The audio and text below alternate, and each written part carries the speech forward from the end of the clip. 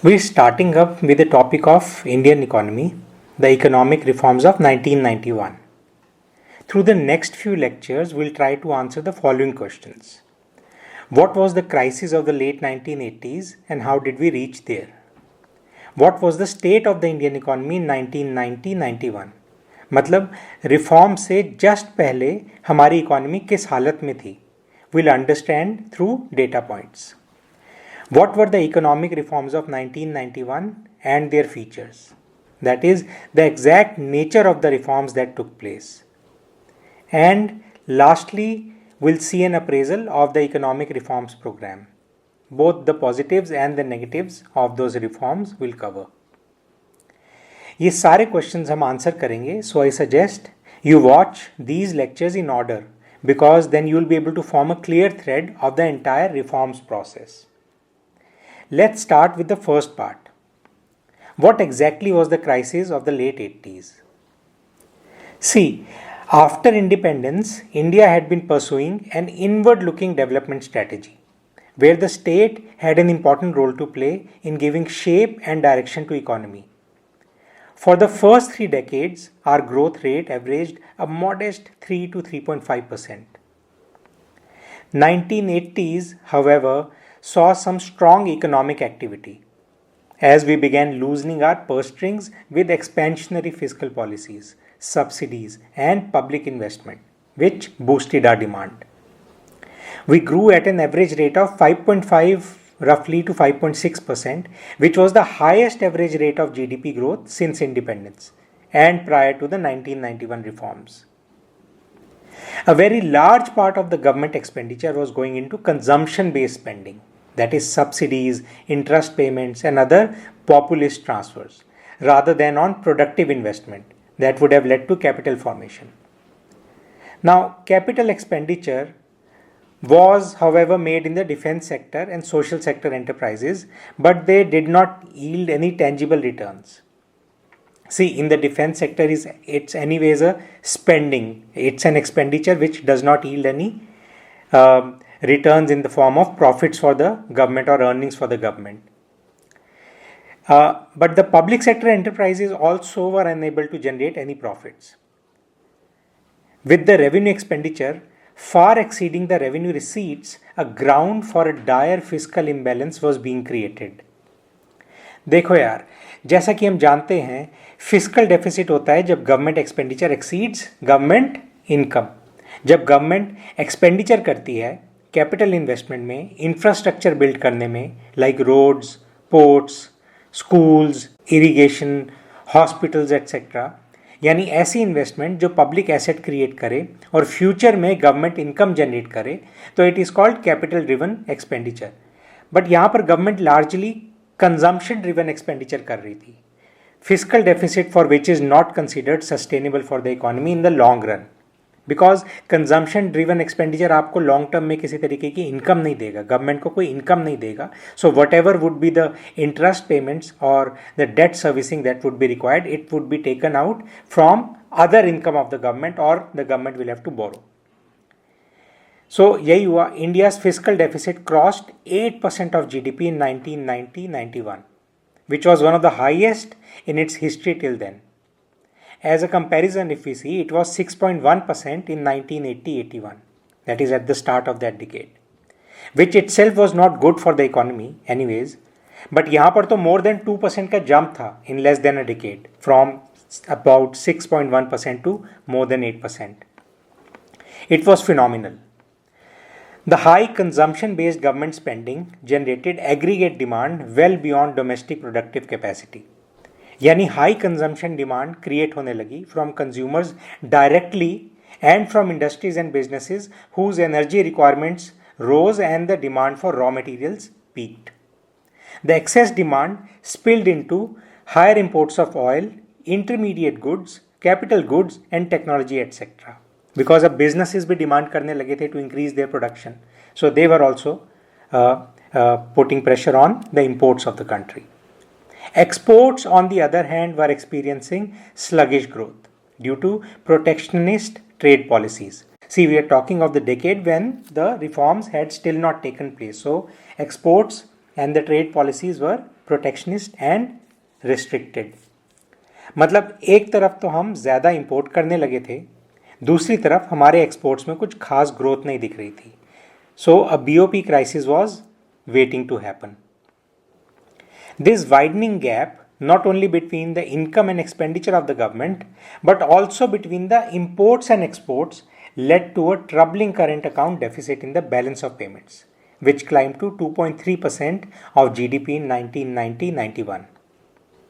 Actually, current account deficit emanated due to two factors. One, due to the widening gap between exports and imports, as I have mentioned above, and second, due to large external borrowing which was being done to manage the fiscal deficit internally. Actually, we were borrowing both internally and externally. The borrowings pushed us into a corner and ultimately led us into the crisis that it was of the late 80s. To manage this fiscal deficit, which was due to high consumption spending, the government resorted to unconstrained domestic borrowings. Internal debt of the government rose from 35% of GDP, roughly 35% of GDP in 1980-81 to more than 53% of GDP by the end of 1990-91. यानी 53% हमारा GDP comprised of internal loans only. No doubt, the debt servicing burden mounted and the interest payments alone comprised 4% of GDP in 1990-91. मतलब 4% of our GDP was going away in just making the interest payments on previously taken domestic loans. Principal की तो अभी बात ही नहीं कर रहे हैं. ऐसे फिस्कल डेफिसिट को फाइनेंस करने के लिए, जो कि क्लियरली रेवेन्यू ड्रिवन है, इन्वेस्टमेंट ड्रिवन नहीं, जब बोरोइंग्स करी जाती हैं तो वो हमें एक विशियस डेट ट्रैप में फंसाती हैं, जैसे यहाँ होने लगा था. प्रीवियस डेट को सर्विस करने के लिए फ्रेश डेट लेना पड़ता है. अरे यार देखो, जब आप प्रोडक्टिव एसेट्स क्रिएट करने के लिए बोरोइंग्स करते हो तो आपको पता होता है कि ये एसेट्स कल को इनकम जनरेट करेंगे एंड डेट रीपेमेंट्स करने में मदद करेंगे. बट अगर आपका एक्सपेंडिचर प्योरली कंजम्पशन स्पेंडिंग में जा रहा है, तब आप या तो अपनी दूसरी रेवेन्यू इनकम से पे करेंगे या कहीं दूसरे सोर्स से बोरोइंग्स करेंगे to repay the earlier borrowings, यानी getting trapped in a vicious circle of debt repayments. Government was now borrowing not to invest but to consume. No productive asset creation was happening. We were borrowing to pay for non-productive expenses and to service past debt. Externally, India turned to external commercial borrowings, IMF loans and NRI deposits. We were making short-term and high-cost borrowings which were exposing us to rollover risks. Now you know how the balance of payment mechanism works, right? When we borrow from external sources, it is accounted for in the capital account of BOP. But importantly, the debt servicing of this borrowing, that is the interest payments, fall under the current account of BOP. So here we are talking about the external borrowing, the debt servicing of the external borrowing, not of the internal borrowing. I have made a complete explainer on balance of payments and how the BOP mechanism works. There are lots of examples. You can check the link being shown on the screen right now. Link is also in the description of the current video that you are watching. Coming back, the short-term borrowings at high rates of interest became a recurring affair, and so did their interest payments, leading to massive and persistent current account deficits. The rising import bills and the dwindling exports, as discussed above, were separately straining the current account into deficit. By 1990, the external debt of India stood at nearly 24% of GDP, and the debt service ratio, that is, interest plus principal repayments as a percent of exports, rose to nearly 30%. Interest payments due to previous borrowings were so high that in effect, servicing external debt itself became a major item on the current account.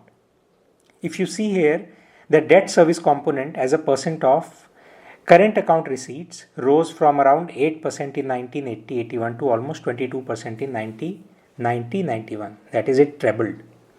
Here we are talking about the debt service component as a percent of current account receipts. This created a vicious and persistent imbalance in the balance of payments. Through the 80s, everything was alright, manage हो रहा था, India's credit worthiness was good and it had otherwise low exposure in the international capital markets, borrowings from abroad were relatively easy.